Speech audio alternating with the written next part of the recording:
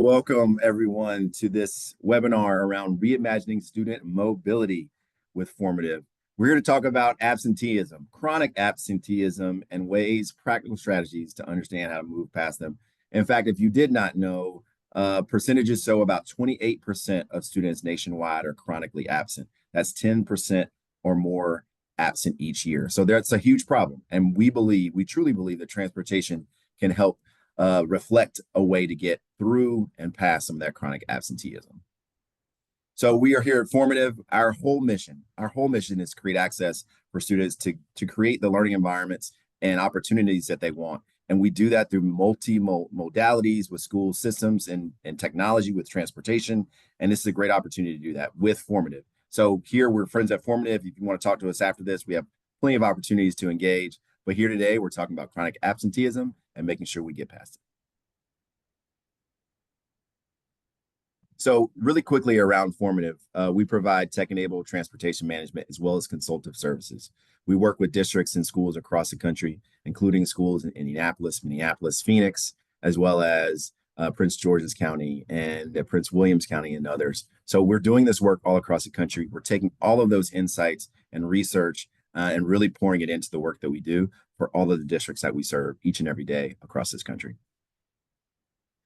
As you know, I started off the call. My name is Daryl Willie. I am working with partnership development with Formative, but I also serve as a Duval County School Board member. So the lens and cap that I wear each and every day is one that I sit on a board where we actually vote on ideas and resources and guides and moving districts forward. So today we sit here today with both Mary and Carl, and they'll introduce themselves, but you have an amazing group aligned today that's going to really dive into the insights on how to curb some of that chronic absenteeism. I'll turn it over to Mary first, and then we'll have Carl introduce himself.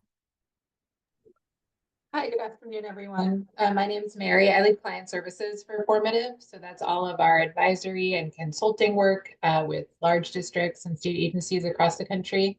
I'm based in Boston with my family and excited to share more with you all. I started as a classroom teacher and have done a number of things since then. And so I know how crucial it is to ensure that every one of our kiddos is in school every day. Thanks, Mary. Hi, my name is Carl Allen. I'm the CEO and founder of Formative. I'm based in St. Paul, Minnesota. I'm an engineer and an urban planner by trade, also a father of three with kids in public schools, but became director of transportation for Boston Public Schools.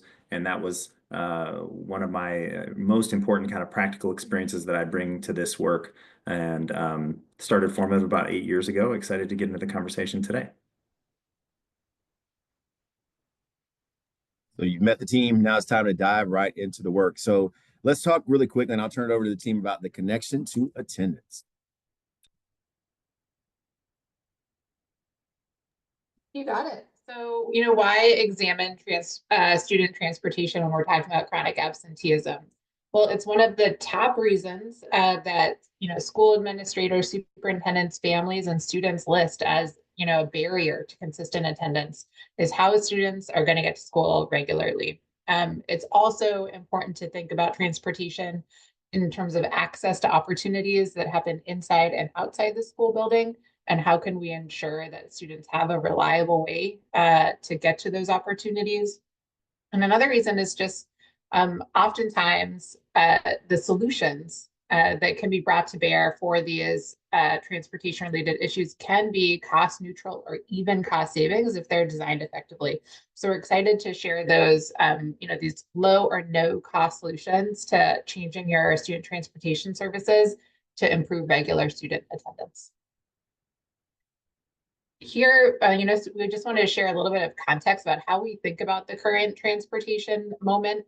So as we've known, before and throughout and since the COVID-19 pandemic, that there are these existing challenges, and they just become increasingly complex and magnified over the last few years. The service needs are becoming more complicated, and our supply of available options to transport students are also under strain. So the major challenges as we see them for student transportation are around policy and funding. They're overly complicated or insufficient to meet the current reality. Systems are fragmented, often with overlapping LEAs, charters, public schools, private schools, just crisscrossing across the same region or city, and not finding a way how to collaborate and use their resources efficiently. And then capacity gaps, whether that's knowledge gaps in human resources, in IT, since transportation is increasingly a data-informed and driven enterprise, or just the software and technology itself. And then on the supply side, you often hear about this piece, the driver shortage, but what's less spoken about is the demand side of things. That school choice is proliferating, unbundled learning opportunities where you might go to one place for core instruction, another for extracurriculars or dual enrollment, more personalized instruction and individualized services, and an increasing need for specialized or alternative transportation needs. So this, more complex and disparate demand, along with supply that is increasingly constrained, is just really making it a tough moment for student transportation, which is a good context for why we might be seeing it not meeting our students' needs in terms of regular attendance. So, these systems have just been inadequate and unreliable. So limited supply, not a lot of differentiation. So very one size fits all, a yellow bus routed the exact same way for all of our students or the way we've been doing it. Limited communication with families and students during the service. And then some safety concerns have become more paramount for students and families, whether that's social, emotional, psychological, or physical safety on the bus. And so these are some of the issues that we hear most often, whether it's from drivers or families or students that they're encountering today. So to address all that, this high level context we shared and those practical challenges, it's all adding up to kids not getting to school regularly and transportation being a barrier rather than a resource. We're going to present some solutions today in two broad categories. So one is around understanding actual mode. How are your kids really getting to school every day? And then also figuring out how to track actual ridership. We've got good plans for how kids are going to get to and from learning opportunities, but what is actually happening on the ground? And the second area is around strategic differentiation. So I said, commonly it's just a yellow bus routed the same way for every student. What does it look like to offer a spectrum and a wide variety of supports for students that really match their needs and the district's resources? So we'll dive into those. So to start with this first one around actual mode and ridership tracking, a little bit of context on why this is important. So understanding how our students get to school every day. This is for each student, but also looking at individual schools and across a district in its entirety is super important because it helps us understand, where and to what extent is transportation a barrier to attendance. And we can do this by looking at, correlations and relationships and patterns. So is it our students, our high school students where we gave them public transit passes and we assumed that would work out for them? Or is that where we're having to see a lot of inconsistent attendance? Is it for our students who are, planned walkers or bikers or have a private parent pickup? And that's where we're seeing maybe, they're relying on a neighbor or a family member and that ride is just not available to take them to learning every day consistently, or is it for our students that are on routed service and trying to understand what might be happening there? Another reason why it's important to know the mode, the planned mode for all of your students is to just know your landscape about where you want to dive in. We propose always taking an inquiry-based approach. So rather than assuming you know what the issue is, really trying to just ask questions and understand what's currently happening every day for your students. And also just this data is super helpful, like I mentioned, for analyses of efficiency and parity. So parity meaning, consistency and fairness, and efficiency meaning how resource efficient our transportation plan is. We've got some suggested questions down here that you might think about when you're looking at your modal mix. So, are our offerings meeting student and family needs? What are some other ways that families are making it work? And what modes are being utilized and could be scaled for other students? So I'm going to kind of do another click of detail here, just talking about, when we're trying to figure out what are the modes that families might use and students might use to get into school. What does that mean? What are the spectrums, different modal options that are being used? So actually the fastest growing mode of transportation in in schools right now in education is private transport and carpools, and most often just families, parents taking in their own students. That's the fastest growing mode in student transportation now. Schools and districts that own their own buses and run service with in-house buses and vans, charters and LEAs, districts, and others that outsource and hire vendors to do that service. Active transport is still a thing, but actually one of the fastest decreasing, waning modes of transportation. Not as common for students to walk or bike to school, but still an important part of the mix. Public transit, where available in urban areas, is an important part of the mix and ways that students can get to school. And then now increasingly we're seeing districts and charters and others providing parent payment in lieu of service is something that had been done traditionally, but more often in kind of niche cases is now becoming more a widespread option that districts are trying. And so again, observing, going out to the curb and just talking to families, seeing the ways that families are getting in, seeing the ways that kids are being picked up. Schools, even if they don't plan it, right? They may plan bus routes, they may plan van routes, they may give transit passes, but you can simply go out and observe the parent traffic that tends to appear and is a growing phenomenon, whether it's sort of planned or not. It's just the de facto state is that parents are taking a lot of that load. So that's something that you can just observe. You can also talk to families and find out, what is their schedule like? What different modes do they use? And it might vary from day of week or seasonally or for other circumstances. Getting feedback and input from teachers and families on different student plans and understanding the variation in their schedules and why they wouldn't use a particular mode. Maybe one mode they need to use when they stay for after school, or one mode they need to use during football season, or what teachers have understood that student plans are, because they often get involved in this planning and supporting families. Talking to your bus drivers and your bus aides, because they observe the patterns, they observe the ridership, and they see the extent to which some students may or may not be using the routed service you're providing. And then actually pulling data and seeing how you may code and understand different modes. Many districts just have bus riders and they have students with an absent mode or an undefined mode, right? And many districts don't define modes beyond, these are the kids that we've routed on a bus, and these are the kids that we've done nothing for. They've opted out of a bus or they're ineligible, and we don't know at all how they're managing to get here. And so interesting to look what's in your system. And then, of course, looking at data, what data is available, and knowing in order to do analysis, you're going to need to know student IDs. Important to know the different demographics so that you can understand mode and how it may differ across different demographic categories. And then also, does your system and does your data even have the capability of representing different modes that may vary from day to day or AM and PM, understanding what data you've got. So now next click down would be actually tracking attendance. So understanding the modes and then looking at each mode and actually seeing the utilization and understanding those patterns. I'll let Mary kind of provide some context, and then I'll give some more practical examples.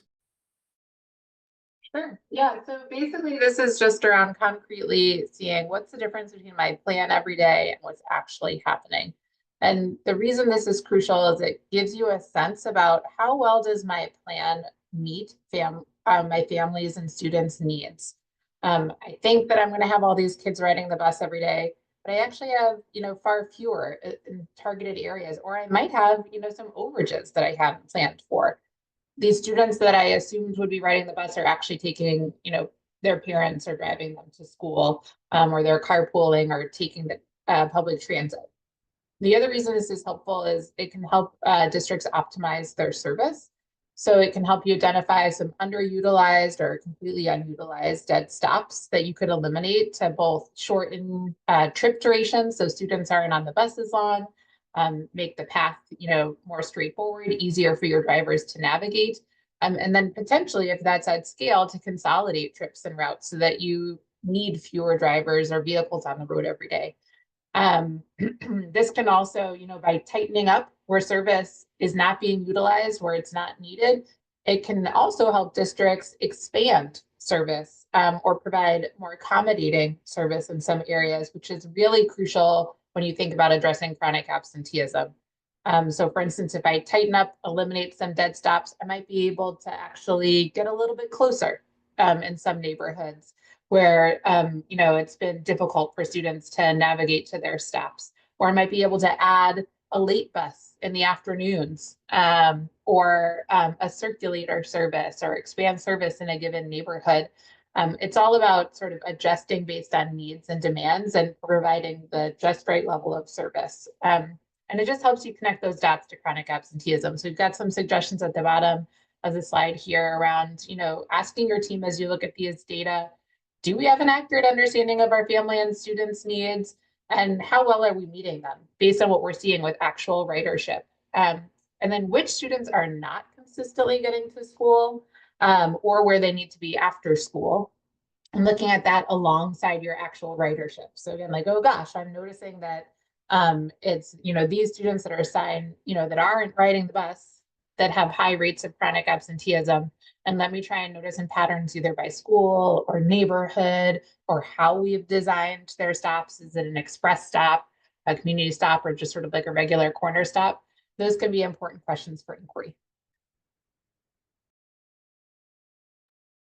All right, so again, some practical ideas for how to do this, right? So just observing and starting to understand the various modes that your students and families are using was kind of step one. Step two being a click down and really now understanding the extent to which they're using these different modes and really getting much more granular data that then you can connect to attendance and connect to leverage to make decisions about ways you can invest or change your system design to affect student outcomes and attendance. So couple of practical ways to do this. Again, it's there's some work involved, but one of the things we want to show is that you can get this very sophisticated, really critical data, even in a low cost, very practical way. So you can either just go to the curb or go on to the buses or have your staff do it or your drivers do it, collaborate with them, the aides that are on the bus every day,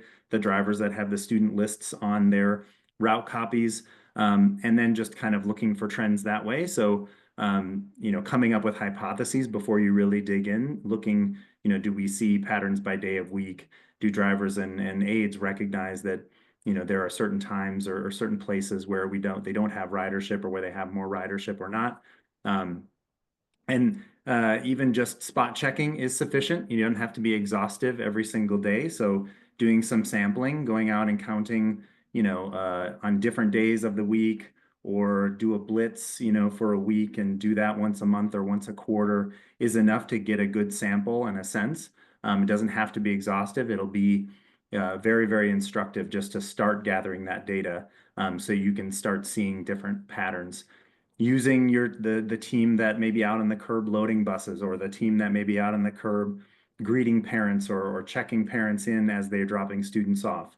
I mentioned using drivers, using bus aides, obviously very practical, but even teachers as they're lining students up in the building, kind of sorting them by mode, another opportunity to do that, just kind of take into attendance.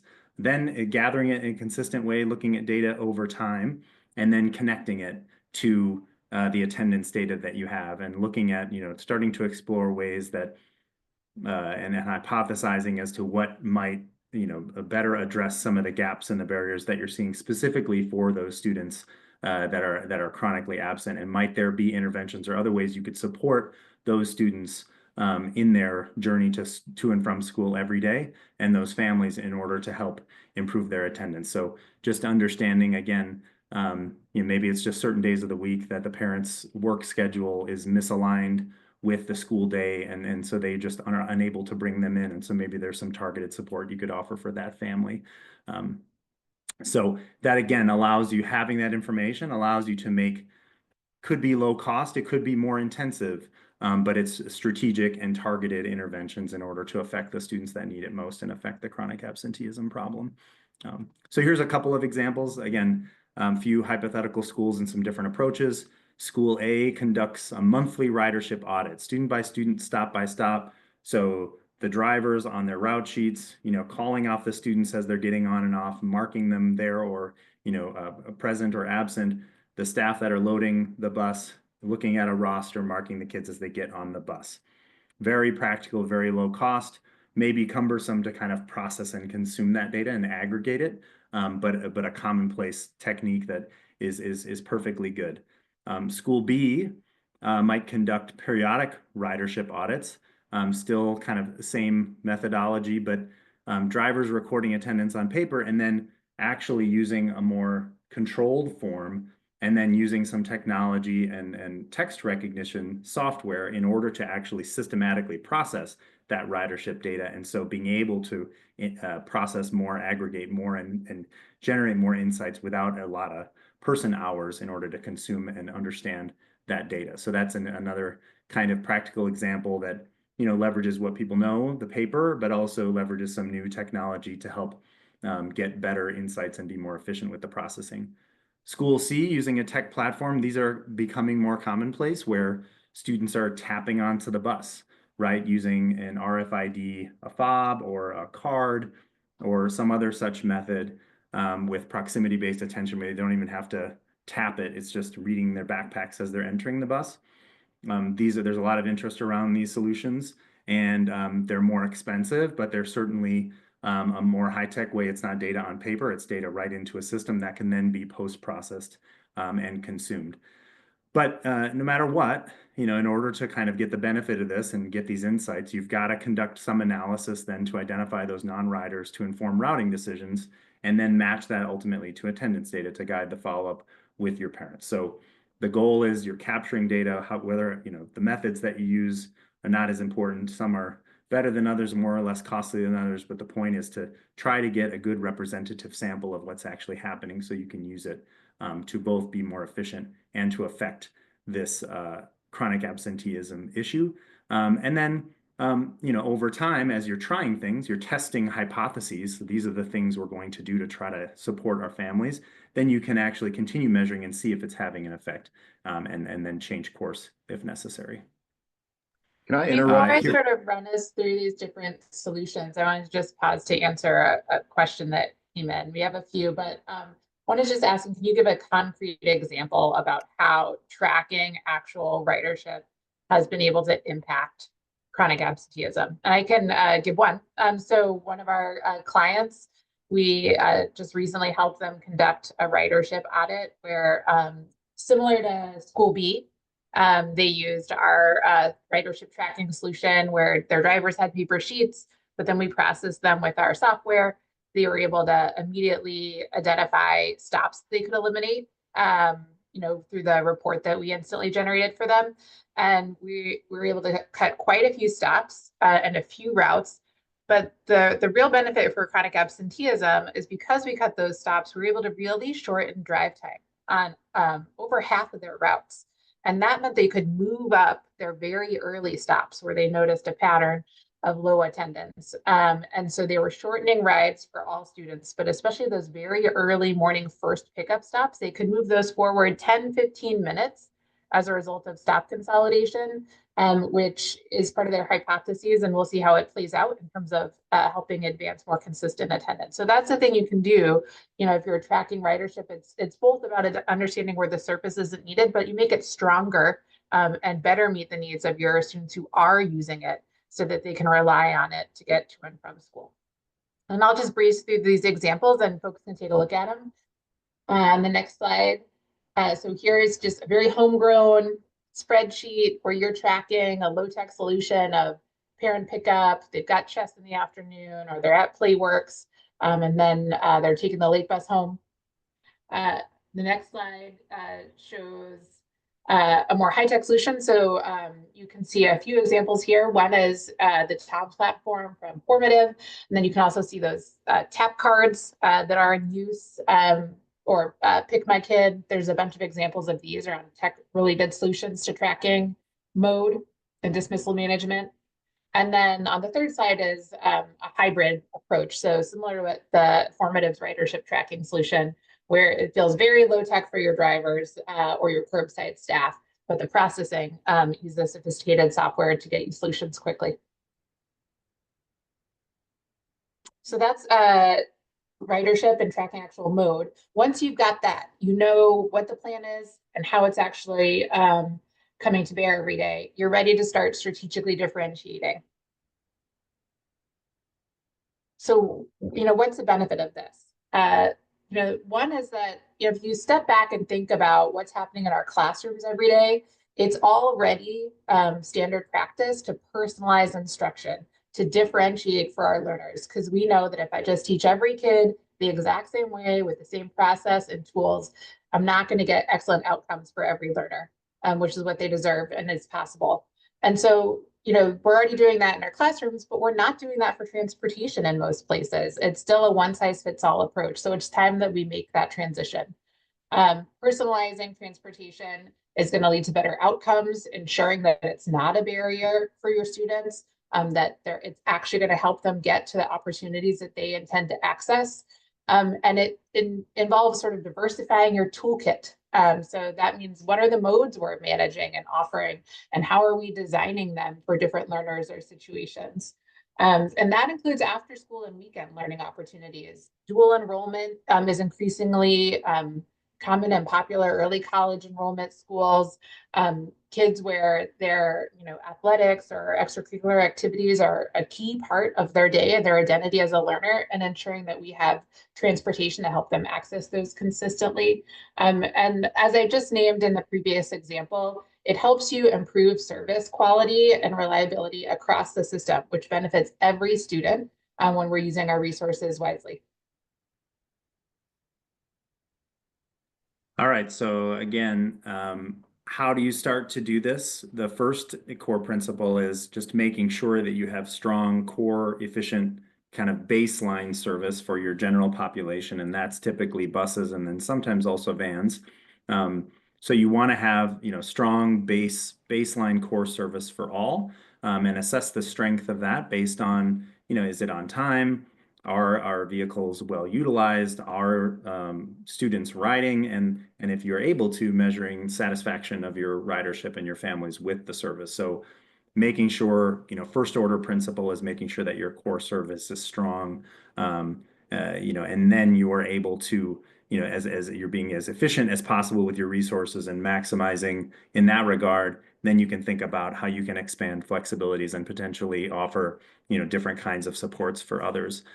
So we find lots of opportunities just to generate core efficiencies in the big systems that we work with that then can actually free up resources to do more kind of new modes in order to support in a targeted way those families that need it. And so it's considering really though your unique students, your context, your community, what options are there. Is transit even an option? Do families have vehicles or not?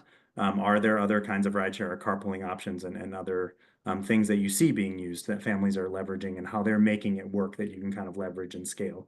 Then, what are the ways you could harness these alternative modes and distribute them, target them to the students that need it, and your unique context? And then how do you and in your implementation, how you continue to work with families and students and observe data and adjust, based on what you're seeing. So knowing, however, that just consistently strong transportation results for your child requires varied support. So it can vary, as I'd mentioned, morning and afternoon, by day of week, it can be seasonal. And then, their circumstances change. And so that requires kind of vigilance and constant attention to this and ongoing management. The goal being to progressively build out then a spectrum of supports and options that you can bring to bear for your families as those needs arise. And so again, it's for your particular context, what you've observed to work, what is compatible with your family's needs, and what's even possible to do in your contexts. This ultimately, these are, the things that you're doing or your core theory it ought to be that they're addressing underlying issues for your students.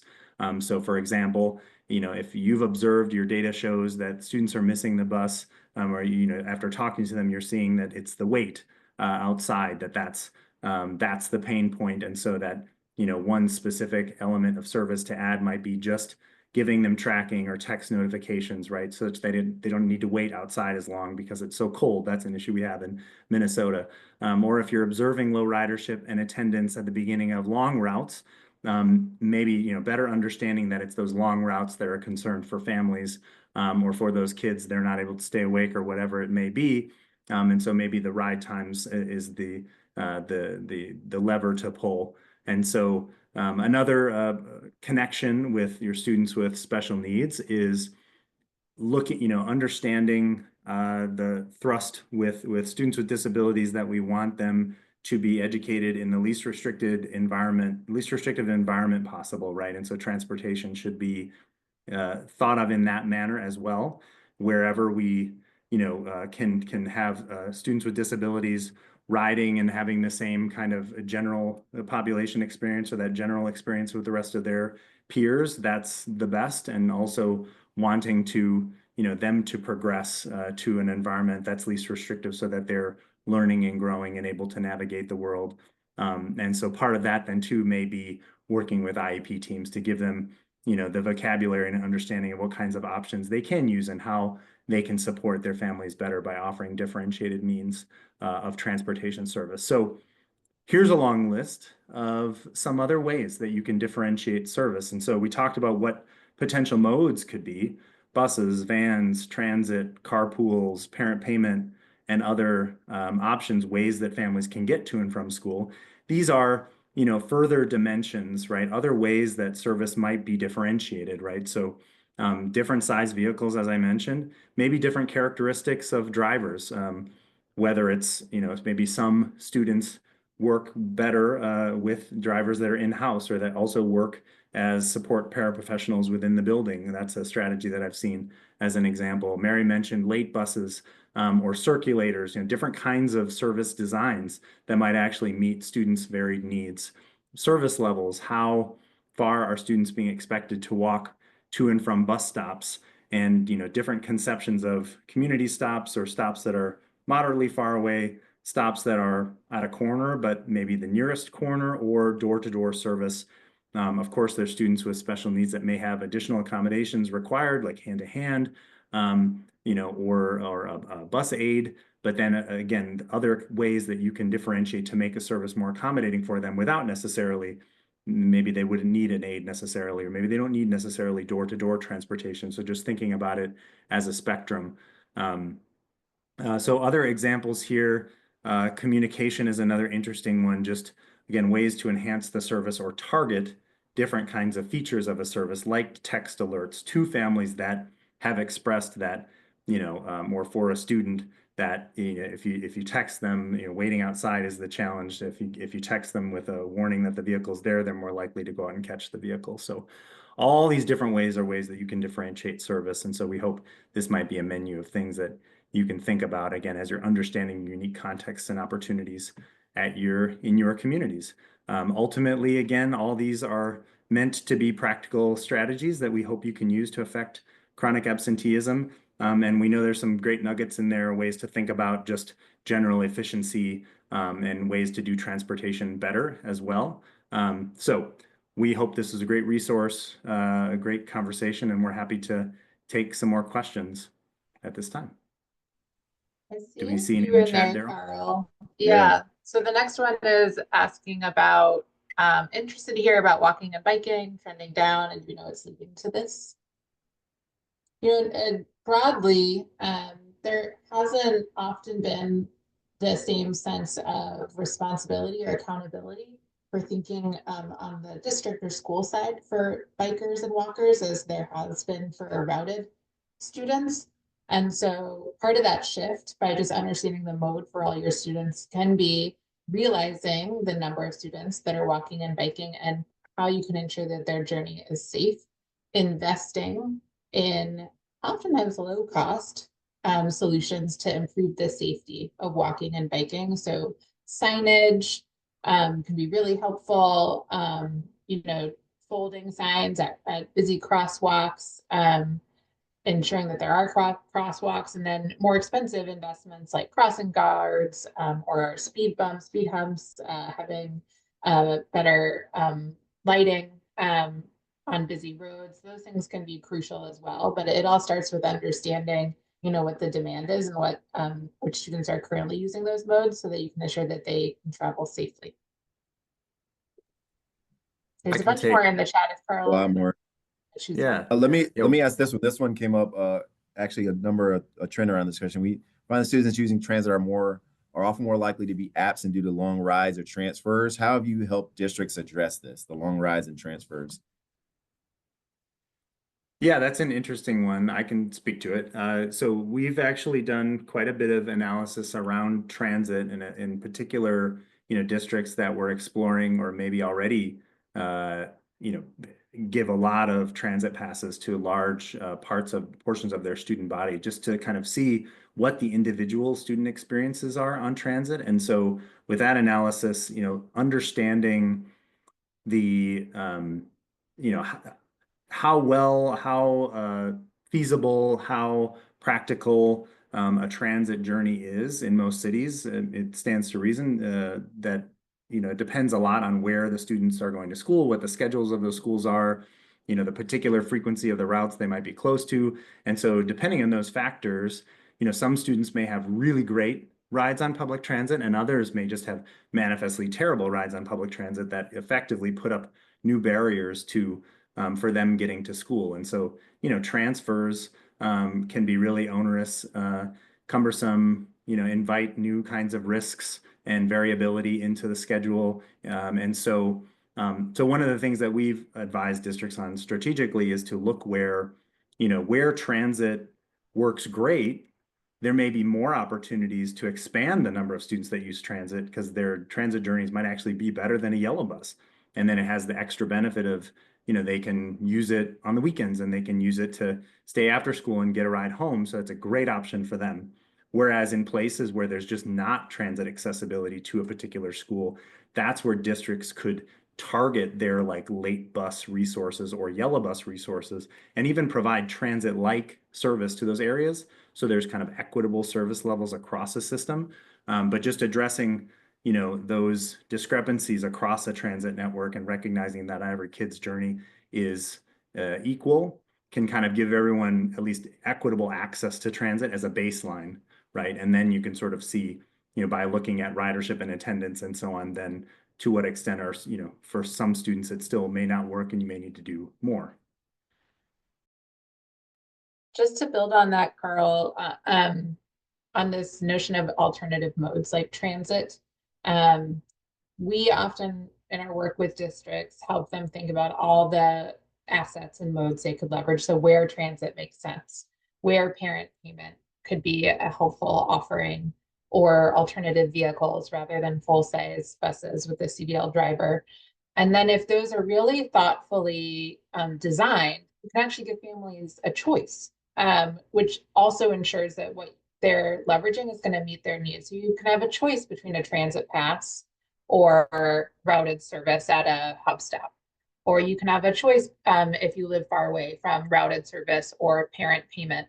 And that extra piece around families choosing what will work best for their needs makes it more likely that the service you're providing, they're going to utilize it, and students are going to get to school consistently. I see a few more questions in the chat, and Carl, I might turn this one to you. So I heard you say that a district used the ridership audits to consolidate stops and cut down on ride times. Did the data on non-riders get matched with attendance data to see if any of the non-riders were chronically absent? And then were other solutions brought to bear for those families? That's a really great question. I think, first thing I would say is the immediate,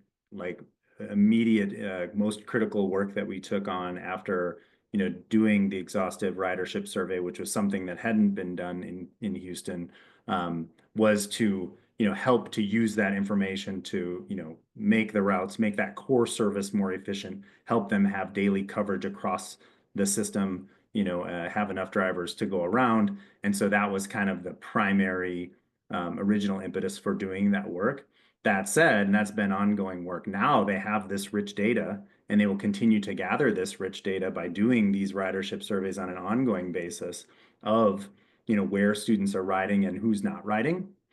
Even in particular, in this instance, many students for whom transportation as a related service is required in their IEP, but we have observed that many of them are not riding every day. And so one of the strategies that's being explored is, might there be, so I guess the inference is that, the district is paying for resources for vans to go to these families, even though they're not able to use it or can't use it, or don't use it every day. So what are they doing? Clearly, they're incurring other costs, driving their own kids, maybe because their schedule is different or using other means. Maybe they're at a different address, different days of the week. The district can't accommodate that. So how could we support those students better, right? In a more targeted way that would both save resources and maybe support those families in those times when they're absent and are needing to get to school by some other means for which they're footing the bill, right? So that's where, talking about, say, targeting a parent stipend for those families as an example, is another way that now we can use that, the data of who is absent, and how they might be supported, especially if those are the kids that are chronically absent. I think we have time for one more question. Would love to hear you all talk a bit about balancing more accommodating service that may lead to higher attendance with upholding the desire to operate an efficient system. So I can start with a partial answer. So these things aren't necessarily in tension. So, often it's about meeting your student and family's needs. And in virtually every district we've worked in, when we talk to families and we talk to students, or we even survey them and ask them to prioritize what's most important to you, time and again, across the board, I want the service to be reliable. I want it to be on time so that I can plan and know when, the bus is coming and when it's dropping me off, for safety, for confidence, for knowing when I should leave the house. So I'm not just waiting outside in the cold unnecessarily, or in a feeling uncomfortable waiting around outside for a long time. And so actually, when you have slightly less accommodating service, fewer stops, more straightforward paths for your vehicles to follow, tends to lead to more consistent on-time performance, and more reliable schedules. And that's what's going to lead to students and families to using your service. So these things, more accommodating is, it's also more reliable is part of the puzzle.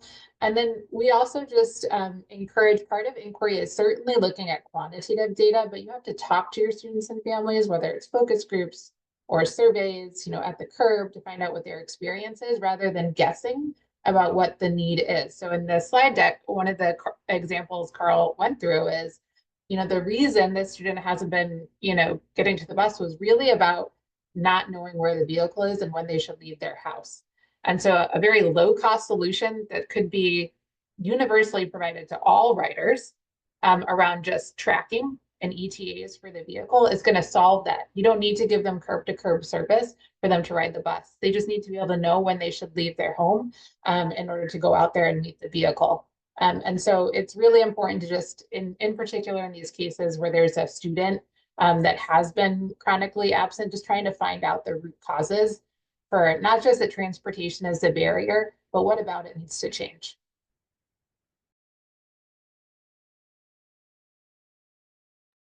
You all did a fantastic job answering those questions. And there are even more questions that are coming in, but we're about out of time.